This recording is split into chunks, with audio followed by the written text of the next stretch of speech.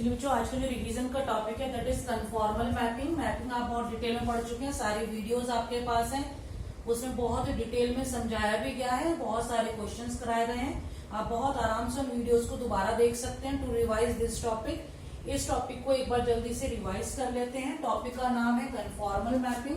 Mapping आपको अच्छे से पता है कि आपको एक प्लेन से दूसरे प्लेन में जब भी मैप करना है तो उसको हम बोलेंगे mapping, that is conformal mapping.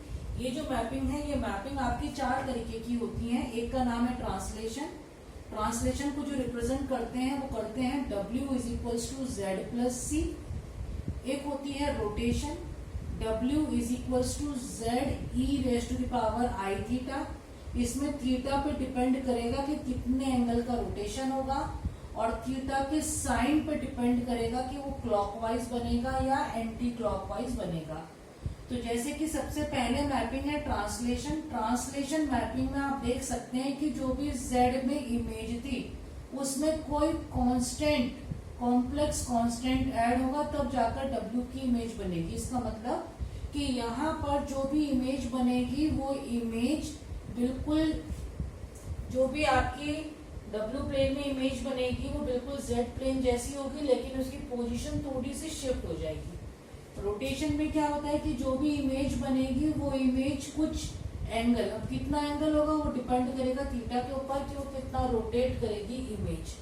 Theta positive है या नेगेटिव है इस पर डिपेंड करेगा कि इमेज क्लॉकवाइज रोटेट करेगी, एंटी क्लॉकवाइज रोटेट करेगी। उसके बाद हमने पढ़ा था मैग्निफिकेशन। मैग्निफिकेशन में आप देख सकते हैं यहाँ पर ए है, ए रियल भी हो सकता है और एक कॉम्प्लेक्स कांस्टेंट भी हो सकता है।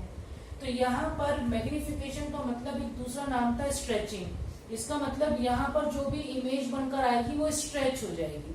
वो कितनी स्ट्रेच होगी ये डिपेंड करेगा ए के ऊपर। सपोज ए की वैल्यू 2 है तो इसका मतलब अब जो इमेज बनेगी वो ट्वाइस टाइम स्ट्रेच हो जाएगी। उसके बाद जो फोर्थ है उसका नाम है इन्वर्जन। इन्वर्जन को हम लोग लिखते हैं W is equals to 1/z से।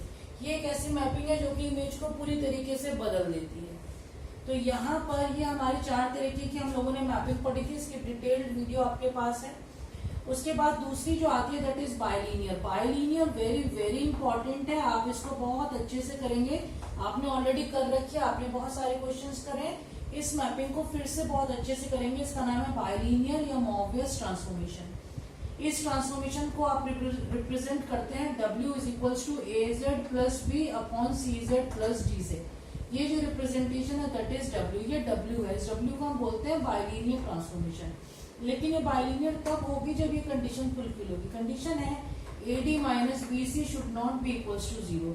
A coefficient of Z, B C again coefficient of Z and D।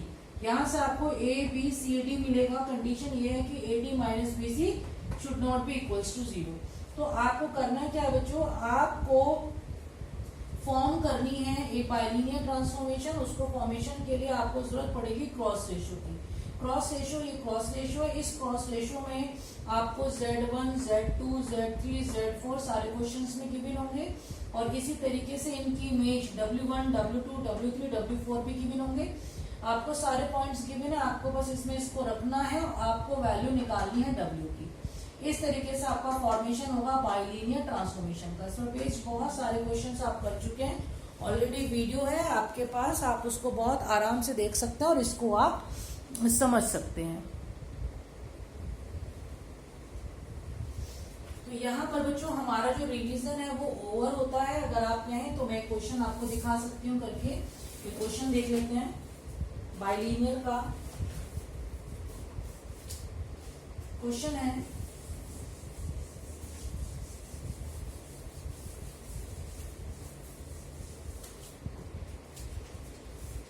find the bilinear transformation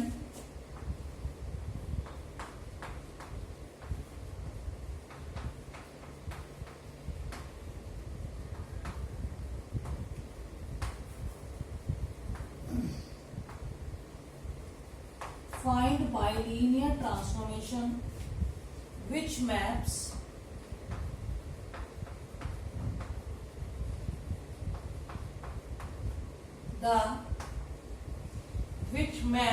the point which maps the point z is equals to 0, -1, comma iota, 0, -1, comma iota onto w is equals to iota 0, comma infinite। आपको देखिए इसके bilinear transformation पता करनी है। Bilinear transformation पता करने के लिए अभी हम लोगों ने पहले एक फॉर्मूला लिखा है। तो सबसे पहले हम क्रॉस रेशियो का फॉर्मूला लिखेंगे to form the bilinear transformation. Cross ratio का फॉर्मूला था W1 minus W2, W3 minus W4 upon W1 minus W4, W3 minus W2 is equals to Z1 minus Z2, Z3 minus Z4 upon Z1 minus Z4 और Z3 minus Z। यहाँ पे आप देख सकते हैं आपको तीन पॉइंट दे रखे हैं। तो आपको जो गिवन पॉइंट्स हैं वो देख लेते हैं क्या क्या है। गिवन पॉइंट्स हैं z is equals to 0, -1 iota. ये जो पहली वैल्यू है आप इसको लेट कर लीजिए Z2, ये हो जाएगा Z3, ये हो जाएगा Z4। आप देख सकते हैं Z3, Z4, Z2, Z3, Z4 मिल गए, लेकिन Z1 नहीं है, तो आप इसको लेट करेंगे Z। तो ऐसे कर आपको Z1 की वैल्यू मिलेगी।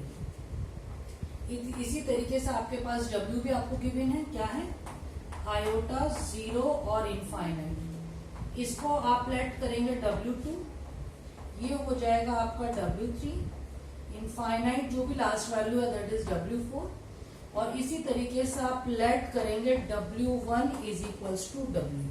तो W1 को W मान लें। ऐसे कर आपके पास सारे के सारे पॉइंट आ गए। इन पॉइंट्स को आपको बहुत ध्यान से यहाँ पर रखना है। बस आपको बच्चों एक बात ध्यान से देखनी है कि आपका जो ये W4 पॉइंट है इसकी वैल्यू इनफाइनाइट है। W4 यहाँ पर भी है, यहाँ पर भी है। जैसे आप इनफाइनाइट रखेंगे पूरी की पूरी वैल्यू इनफाइनाइट हो जाएगी।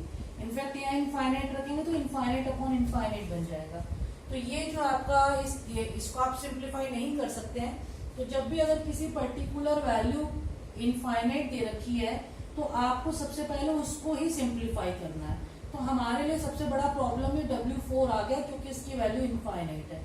हम सभी को ये बच्चे से पता है कि अगर इनफाइनाइट डिनोमिनेटर में आ जाए किसी के भी तो वो 0 देता है, और अगर इनफाइनाइट न्यूमरेटर में आ जाए तो वो इनफाइनाइट देता है। तो 0 को तो हम बियर कर सकते हैं लेकिन इनफाइनाइट को नहीं कर सकते हैं। तो इसीलिए हमारी कोशिश होती है कि किसी तरीके से इनफाइनाइट डिनोमिनेटर में आ जाए। जैसे ही डिनोमिनेटर में आएगा उसको हम लिख सकते हैं 0। तो ऐसे करके W4 को हम यहाँ से हटाना चाहते हैं और इसको डिनोमिनेटर में लाना चाहते हैं। तो देखिए इसलिए हम क्या करेंगे,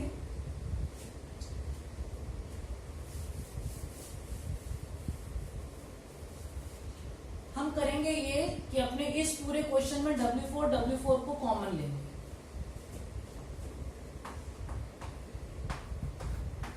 W4 को कॉमन ले लीजिए यहां से,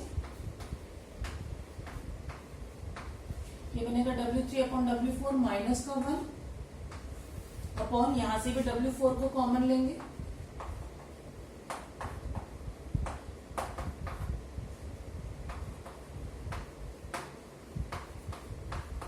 Z की किसी भी वैल्यू में देखिए ऐसी कोई प्रॉब्लम नहीं आ रही है तो इसको एज इट इज लिख लेंगे।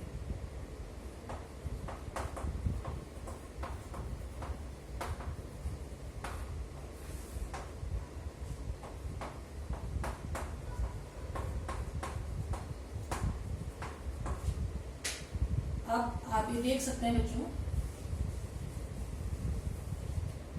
कि हमारे पास इस तरीके से W4 से W4 कैंसिल हो जाएगा, और ये जितनी भी वैल्यूज हैं इन वैल्यूज को आप यहाँ पे बहुत ध्यान से रखेंगे। क्या करना है, Z1 की जगह Z है, W की जगह W है, तो देखते हैं पहले क्या बन रही है W1 की वैल्यू W है माइनस W2। W2 की वैल्यू आयोटा है। उसके बाद W3 की value 0 upon W4 infinite, undefined हो गया। उसके बाद माइनस का 1 अपॉन, यहां से देखते हैं W1 की वैल्यू W है अपॉन W4 की वैल्यू इनफाइनाइट है, अनडिफाइंड हो जाए 0 हो जाएगा, माइनस 1, तो ये पूरी वैल्यू तो 0 हो जाएगी। और यहां से आ जाएगा W3 की वैल्यू 0 है, माइनस W2 की वैल्यू आएगी, इज इक्वल्स टू Z1 की वैल्यू Z, Z2 देख सकते हैं, Z2 की वैल्यू 0, उसके बाद Z3 की वैल्यू -1, उसके बाद Z4 की वैल्यू आयोटा अपॉन Z1 की वैल्यू Z, Z4 की वैल्यू आयोटा, Z3 की वैल्यू -1 और Z2 की वैल्यू 0। सारी वैल्यूज को बहुत ध्यान से रखेंगे। ये तो अनडिफाइंड रहा आपका, ये वैल्यू आ गई -1 अपॉन, यहां से 0 हो जाएगा, ये वैल्यू आ गई -1, ये वैल्यू आ गई minus iota, is equals to, यहां से देख लेते हैं, ये वैल्यू आ गई 0, यहां से आप माइनस को कॉमन ले लीजिए, 1 प्लस आयोटा, ये माइनस कॉमन आ जाएगा अपॉन, यहां से आ रहा है Z माइनस आयोटा, और यहां से आपका -1 कॉमन आ रहा है, -1 से -1 को कॉमन कर दीजिए, और ये वाले माइनस से इस माइनस को कॉमन कर दीजिए, इनकी क्रॉस मल्टीप्लाई करिए बच्चों।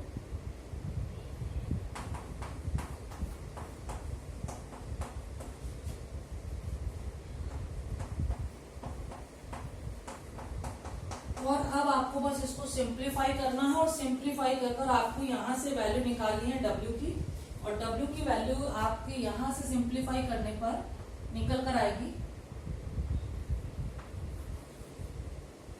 जब आप इसको सिंप्लीफाई करेंगे तो यहां से W की वैल्यू जो निकल कर आएगी वो आ जाएगी Z+1 अपॉन Z माइनस आई। ये आपका आंसर आएगा जब आप इसको सिंप्लीफाई कर लेंगे।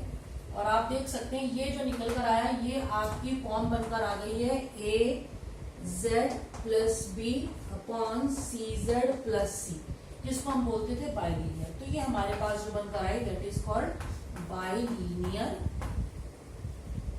ये हमारे पास बाइलीनियर ट्रांसफॉर्मेशन आ गया, दैट इज बाइलीनियर ट्रांसफॉर्मेशन।